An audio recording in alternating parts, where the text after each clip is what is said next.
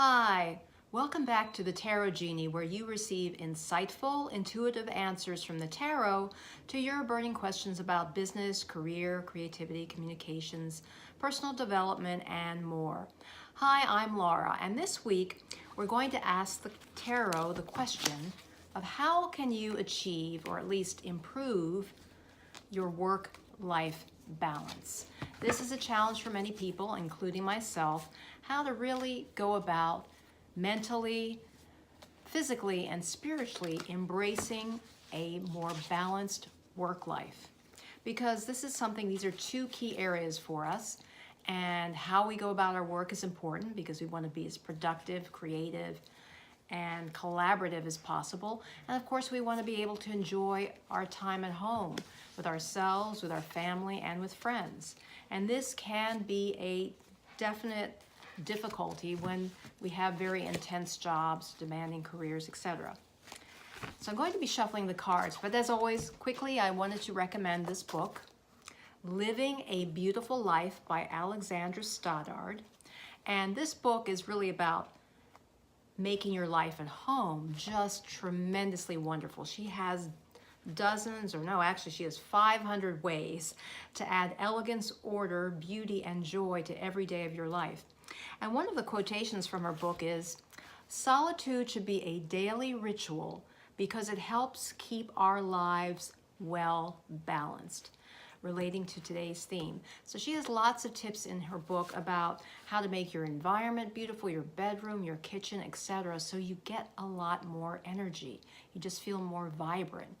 And that's something I constantly seek to do. This week, we're going to ask the question from the stance of mind, body, and spirit, as I said a moment ago.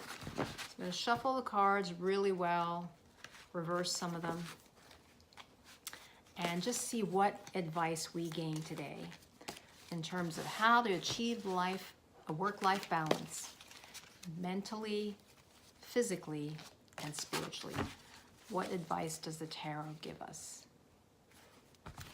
I'm going to select the 3 cards right off of the top of a section that just jumped out at me. Section of the cards. First card represents the position identifying mentally. What do we need to know? What do we need to do? How do we go about achieving a work-life balance from a mental perspective? And today I selected the Strength card, a major arcana, but you can see it's reversed. Upright, the Strength card looks like this. We see a fair maiden who is taming what appears to be a ferocious or somewhat ferocious lion, but she's just gently closing his jaws, making sure he doesn't bite anyone or herself. And you see this infinity sign over her head, which suggests that she has infinite power, gentle power, as I see this. And given that it's reversed, what it's saying to me is that mentally, we need to embrace an inner strength, inner power, an inner commitment to doing what it takes, first acknowledging that it's important to establish a work-life balance. And interestingly, we have this wonderful bucolic scene here. She's out in the country. And actually, this is apropos as it's reversed because it's addressing the topic of the day, work-life balance. We can be really sidetracked by the demands, which I see the line is representing the demands and the challenges of the workplace, whether we're in a regular or 9-to-5 job, or if we are in our own business. It can be very demanding. It can be ferocious at times, and that can be quite daunting. However, given that's reversed, it's just saying to us, really instill the acknowledgement, the recognition that we need to apply a more gentle approach. We need to balance things out. We need to have the yin and yang of life.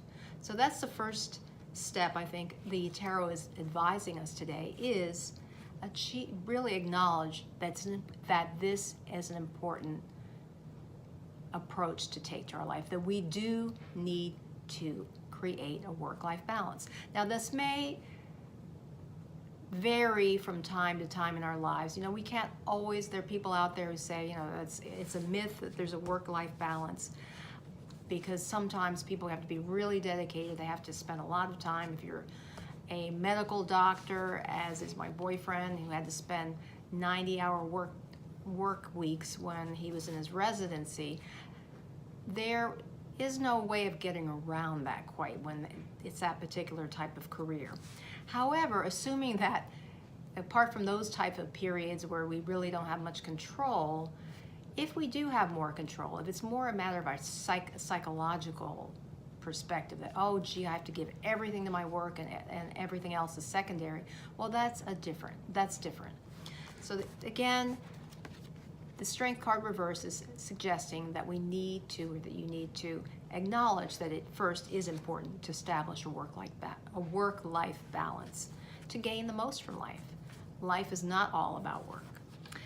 Physically, what do we need to do to establish, create more of a balance in our work-life situation? And we have the Queen of Wands, a most regal figure. And it's interesting, we have two feminine figures in these first two cards, and the Queen of Wands is looking out into the distance as if she's gazing into the future.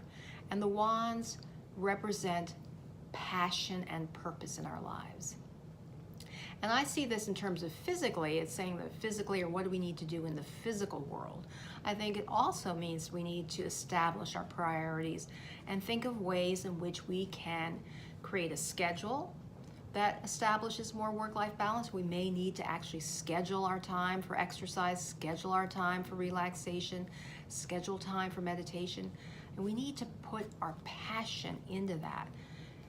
And that's what the Queen, for me, is. She sits atop her throne, and she's got, actually interesting, we have lions in these two cards.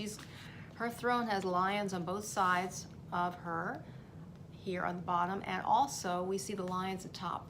So there is all this message seems to relate to power and empowerment, and it suggests that, I would say, what's coming to mind when I look at this and we're talking about it representing in the physical world, what do you need to do to establish a work-life balance, is kind of set up a structure. She's on a very solid throne, and really make it a priority. This is her passion and purpose, this wand which she has gripped firmly.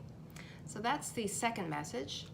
Physically, what you can do is set up a routine, set up a schedule, make this a priority. Put your heart into it and do the things physically you need to do to create that work-life balance. And then finally, what spiritual insights can we gain in terms of, or can we to embrace to create a work-life balance? And we have the Page of Wands, another wand card representing passion and purpose. And what I love about the Page of Wands is, one, the pages represent messengers and messages.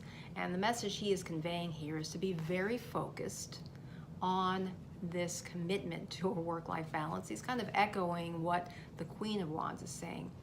And he's also suggesting, from a spiritual standpoint, from the heart, put your passion and focus and joy of life into that.